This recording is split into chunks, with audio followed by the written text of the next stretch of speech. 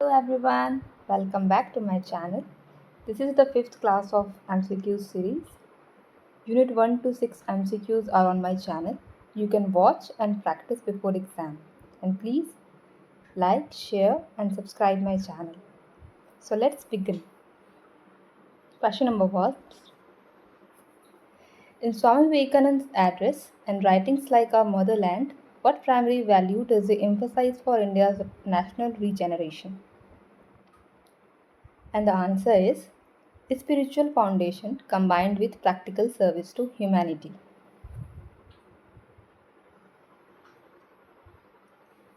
Vivekananda campaigned Vedantic Universalism, urging Indians to unite spiritual heritage with dynamic social action. Daridra Narayan. Swami Vivekananda's prose in English awakened national pride, inspiring leaders like Gandhi and Aurobindo by linking spiritual awakening with social upliftment of the masses. Question number 2. In J. Krishnamurti's work like Individual and Self, what are we seeking? What does he argue is the key to true freedom? And the answer is total self awareness and liberation from psychological conditioning. Krishnamurti famously stated that truth is a pathless land, asserting that psychological freedom comes from direct observation without gurus. His psychological prose dismantles the ego, fear, and sorrow, emphasizing the observer and observed are one in transformative meditative awareness. Question number 3. In Kalidasa's immortal Sanskrit play Abhigyan Sakuntalam, what token of recognition does King Dushyant lose and later recover? And the answer is a royal signet ring. The ring Abhigyan slips off Sakuntala's finger in the river, causing Dushyant to forget her due to sage Durvasa's curse. Kalidasa's masterpiece explores love, memory, curse, purification, and reunion in a heavenly hermitage setting, praised famously by Githe. Question number 4. Girish Karnad's acclaimed play Hayavadna, 1971, draws its central plot from which classical collection of tales? And the answer is Katha Sarit Sagar, Kavital Panchvimshati. Karnad adapts the story of transposed hits Devdutt and Kapila using folk theatre techniques Yakshagana. And this play brilliantly explores the dichotomy between mind and body, human identity, completeness, and existential incompleteness through the half horse, half man Hayavadna. Next question. In Mahesh Dattani's socially conscious play Dance Like a Man, what is the central conflict regarding classical Bharatanatyam? Then the answer is gender stereotypes and patriarchal resistance against a male dancer. Amritpal Parekh opposes his son Jairaj dancing Bharatanatyam, viewing it as unmanly and effeminate. The Tanis explores generational tension, thwarted artistic ambitions, hypocrisy, and gender roles within a middle-class Gujarati family in Bangalore. Remember the setting and publishing date. Next question. In Sarojini Naidu's poem Indian Weavers, what three stages of human life are associated with the three times of day mentioned? And the answer is childhood, youth, and old age.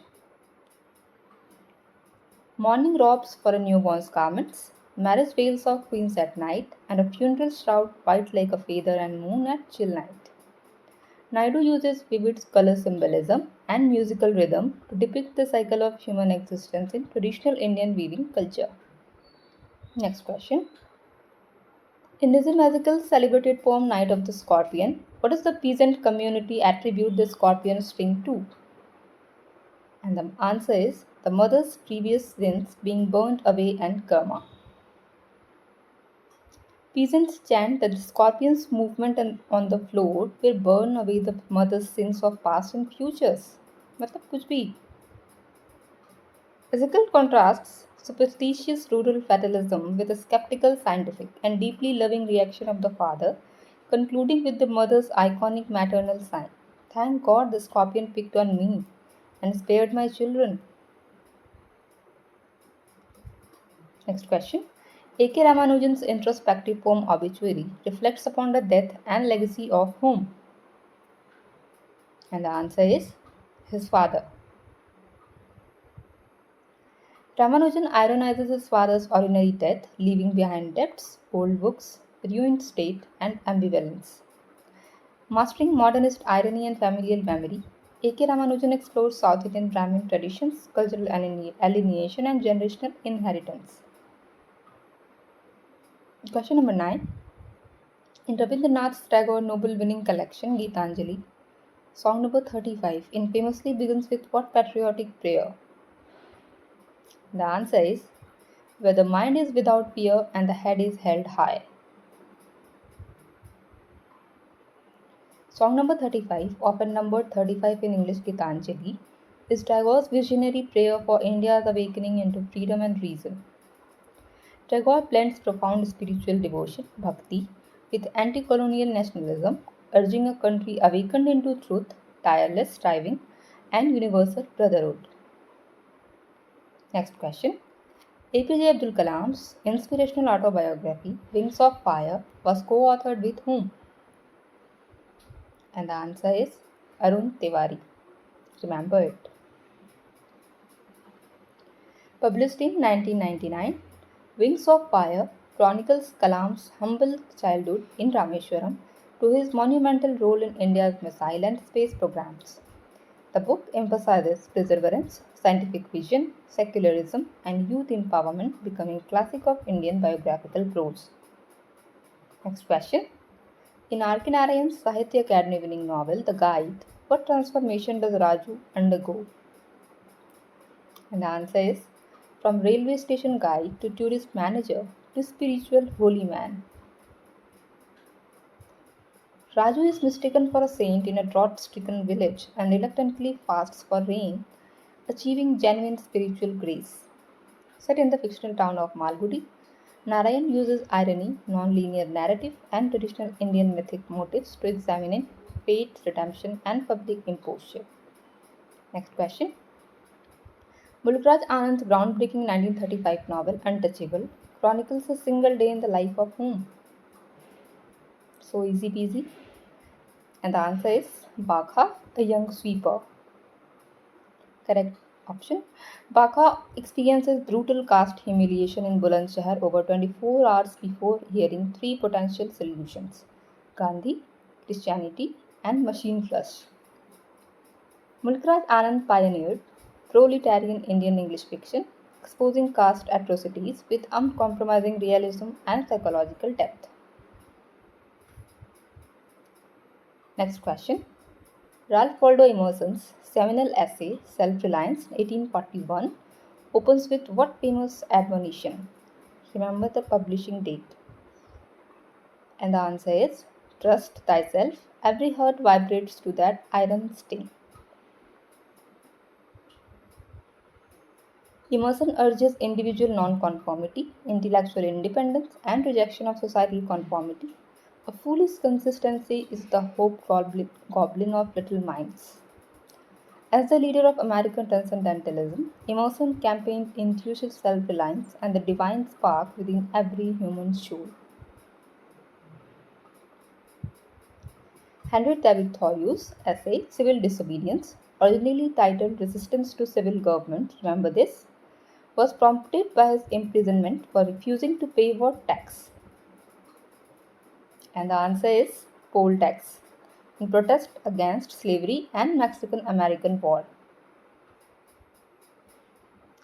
Thoreau spent the night in jail inspiring global movements of peaceful resistance led by Gandhi and Martin Luther King Jr. Thoreau argued that citizens must not surrender their conscience to legislators, famously stating that government is best which governs least. So interesting line. Next question. Walt Whitman's monumental elegy, When Lilacs Last in the Dooryard Bloomed, was written upon the assassination of whom? And the answer is the famous Abraham Lincoln. Whitman weaves three recurring motifs: lilacs blooming in spring, the western sinking star Lincoln, and the haunting song of the hermit thrush. He was mastering free verse. Whitman transforms personal and national grief over the Civil War precedent into a cosmic acceptance of death and renewal. Next question. In Robert Frost's famous poem, The Road Not Taken, what is the reality regarding the two roads described by the speaker?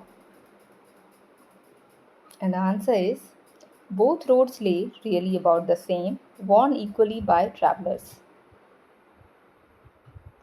Frost subverts the popular interpretation of rugged individualism, nothing that morning left both steps equally trodden.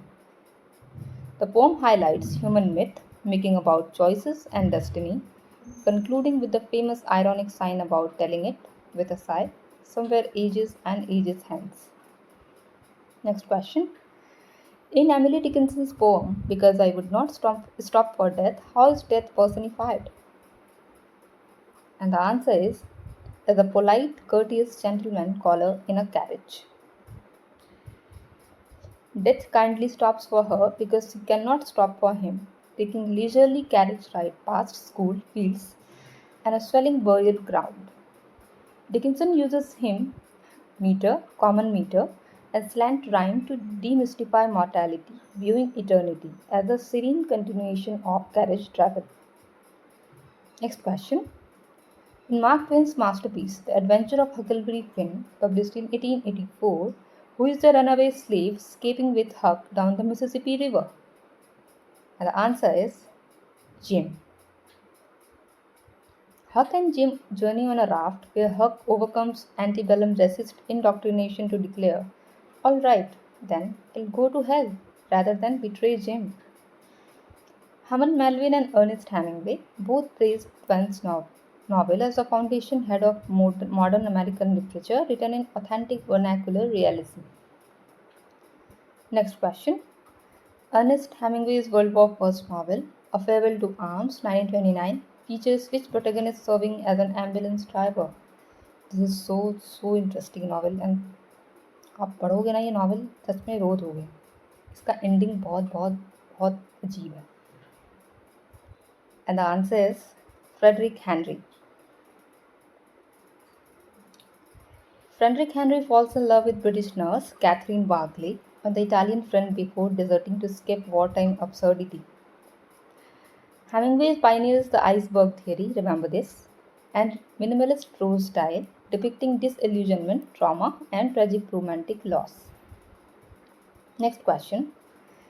Alice Walker's Pulitzer-winning epistolary novel The Color Purple, 1982, is primarily written as letters addressed to whom by Shelley? And the answer is God. Shelley begins writing letters to God because you better not never tell nobody but God. It would kill your mammy. Walker explores black feminist consciousness, feminism, abuse, resilience, lesbian love, and spiritual liberation in rural Georgia. Next question. Amitabh Ghosh's Sahitya Academy winning novel, The Shadowlines, 1988, explores borders and memory centering around which historical rites? Partition of India, 1947, and 1964 Calcutta riots. The novel questions the absurdity of nationalist borders, shadow lines, through the tragic death of Tridib in Dhaka. Ghosh employs non-linear narrative, memory across London and Calcutta, and post-colonial critique of national boundaries. Next question. In Jhumpa Lahiri's Pulitzer-winning novel, The Namesake, 2003, why is the protagonist named Gogol? And the answer is after Russian author Nikolai Gogol, whose book saved his father from a train wreck. Gogol Ganguly struggles with immigrant identity, hyphenated American Bengali culture, and changing his name to Nikhil. Lahiri explores immigrant displacement, generational disconnect, and familial roots across Boston and Calcutta with exquisite psychological delicacy. Next question. Eugene O'Neill's classic trilogy, Morning Becomes Electra, 1931, modernizes which classical Greek mythic cycle? And the answer is Aeschylus or Istria, Agamemnon, Libation Bearers, and Eumenides. And the three trilogies are Homecoming, The Hunted, and The Haunted. Remember this? Eugene transposes the house of Agamemnon to New England following the American Civil War, substituting Freudian psychology for Greek fate. The Manon family reenacts murder, guilt, revenge, and incestuous desire, Oedipus Electra complexes, in a towering psychological masterpiece. Next question. John Osborne's watershed 1956 play Look Back in Anger features which iconic anti-hero railing against post-war British complacency? And the answer is Jimmy Potter. Jimmy Potter launches blistering diatribes from an attic flat in the Midlands against middle-class hypocrisy, class stagnation, and social malaise. The play inaugurated the angry young man movement in British drama, revitalizing realist theatre with raw, passionate working-class disillusionment. Next question. In Kalidasa's Abhigyan Sakuntalam, dominant rasa experienced by the audience in Act 4 during Sakuntala's departure from the hermitage is? And the answer is Karuna, pathos and sorrow. Sage Kanva and forest deities weeping over Sakuntala's departure evoke profound aesthetic pathos, Karun Rasa, before narrative resolution. Applying classical Sanskrit dynamic theory, Natya Sastra to Kalidas demonstrates how structural emotional progression leads to eventual aesthetic catharsis. Next question.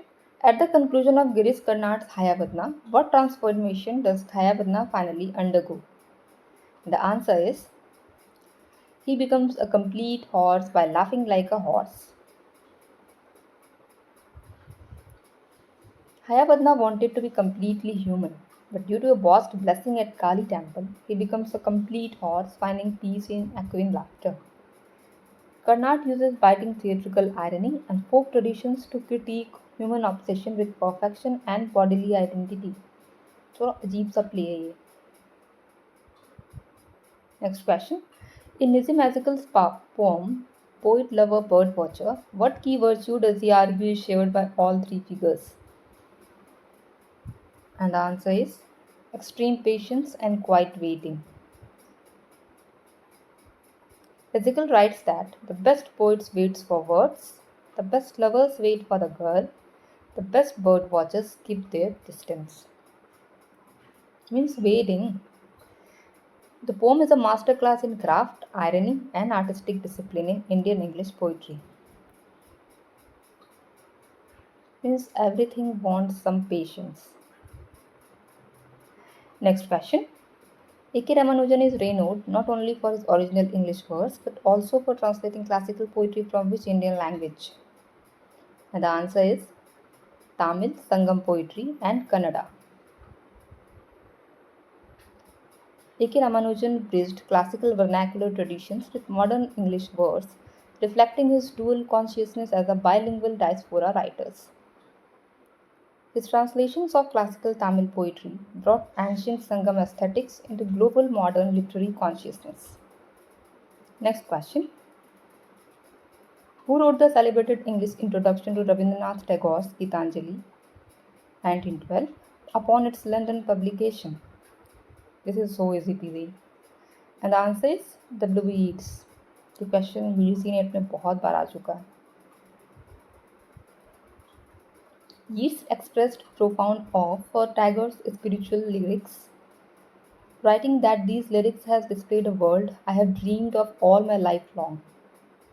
The English Gitanjali captivated Tagore to international literary stardom, culminating in the 1913 Nobel Prize in Literature. Remember all the Nobel Prize writers and date. Next question. What is the name of the fictional South Indian town where almost all of R.K. Narayan's novels and short stories are set? And the answer is Malgudi. Malgudi serves as a microcosm of traditional Indian life meeting modernity, comparable to Hardy's Wessex or Faulkner's Yokna Patwa country. Narayan's gentle irony, lucid style, and memorable characters like Swami, Raju, Mr. Sampath immortalized Malgudi in world fiction. Next question. Walt Whitman's epic poem, Song of Myself, opens with what iconic declaration of democratic selfhood? And the answer is I celebrate myself and sing myself. Whitman includes all humanity within his expensive ego, famously declaring, For every atom belongs to me as a good belongs to you. Published in Leaves of Grass, 1855. Remember the collection name? Song of Myself revolutionized American poetry with free verse, earthly cataloging, and spiritual democracy. Whitman, also known as the father of free verse. Next question. In Robert Frost's poem Birches, what does the speaker imagine causes the bent birch trees to arc gracefully? And the answer is boys swinging on them playfully. Next question. Sorry, the answer. Frost famously expresses the desire to temporarily skip earthly burdens. I'd like to get away from earth a while and then come back to it and begin it. The poem bridges earth and heaven, balancing imaginative play with the harsh realities of rural new England life. ये poem हम लोगों को भी अपने बचपन की याद दिला देती है। बिल्कुल टेंशन फ्री थे, no NET exam, no MPPSC। Next question. What distinctive punctuation mark is famously and extensively used throughout Emily Dickinson's originally manuscripts? So she is famous for M dashes. He uses dashes in her poetry. Dickinson's dashes create rhythmic pauses, ambiguity, and intense psychological immediacy across her private lyric poems. Living reclusively in Amherst, Massachusetts, Dickinson wrote nearly 1800 poems exploring soul, nature, love, and immortality, and published posthumously. Next question. What literary technique does Mark Twain masterfully employ in Huckleberry Finn to critique institutionalized hypocrisy and slavery? And the answer is naive first-person vernacular narration through a young boy. Huck's innocent moral clarity exposes adult hypocrisy, religious cant, and brutal racism in pre-Civil War America. Twain's use of regional dialects set a new standard for American fiction, praised by Hemingway for originating all modern American writing. Next question. What is Ernest Hemingway's stylistic principle where only the tip of the story is visible and deep emotional context is unspoken? And the answer is the iceberg theory, theory of omission. ये question पहले भी आया था इस type का। Hemingway maintained that if a writer knows enough of what they are writing about, they may omit things and the reader will feel them with true dignity. This pair's declarative style defined masterpieces like A Farewell to Arms and The Old Man and the Sea. Next question. In Alice Walker's The Color Purple, what character helps Silly discover her self-worth, sexuality, and independence? My personal favorite character. And the answer is Shug Avery. Shug Avery, a glamorous blues singer, teaches Silly to embrace her body, love herself, and redefine God beyond patriarchal religion. Walker's novel is a milestone of African American women's literature, tracing sisterly solidarity, healing, and triumph over domestic abuse. Next question. In Amitav Ghosh's The Shadow Lines, what does the narrator's grandmother, Theda, obsessively ask about regarding international borders? And the answer is, where is the exact line where India ends and Pakistan begins? Her naive question exposes the artificial, violent absurdity of Redcliffe line partitions dividing families and nations. Ghosh critiques nationalist chauvinism, demonstrating how geopolitical lines create imaginary divisions and real bloodshed. Right now? Next question. At the end of Jhumpa Lahiri's The Namesake, what book does Gogol finally sit down to read? And the answer is a book of short stories by Nikolai Gogol given by his father. Next question. Sorry, the explanation of this answer. Gogol finally embraces his namesake book, honoring his deceased father Ashok and reconciling his dual cultural heritage. Lahiri's diaspora novel closes on a poignant note of closure, memory, and generational acceptance. Next question. In Eugene O'Neill's Mornings Become Electra, what is the fate of Lavinia Manon, the Electra figure, at the final curtain? And the answer is she shuts herself inside the dark Manon mansion alone to live with her ghosts. Lavinia sentences herself to solitary confinement in the shuttered family estate, paying the ultimate psychological penance for ancestral guilt. O'Neill masterfully blends Greek tragic inevitability with American Puritan gloom and modern psychoanalysis. और हम बात कर लेते हैं इसके characters जो real में based हैं। इसका जो लैविनिया मैनन है वो एलेक्ट्रा है, क्रिस्टीन मैनन क्लेपेमेनेस्ट्रा हैं, ओरिन मेवन ओरेस्टस हैं, एजरा मैनन एगमेमनॉन हैं एंड एडम ब्रांट एगिस्टस हैं। So the next question. What broad thematic thread unites Indian writing in English and American or another non-British literatures? And the answer is quest for identity, cultural assertion, anti-colonial resistance, and diasporic negotiation. Both domains challenge Eurocentric literary hegemony, forging vibrant post-colonial and regional literary voices across diverse continents. So that's all for today. Hope you like my video and thanks for watching, and please like, share and subscribe my channel.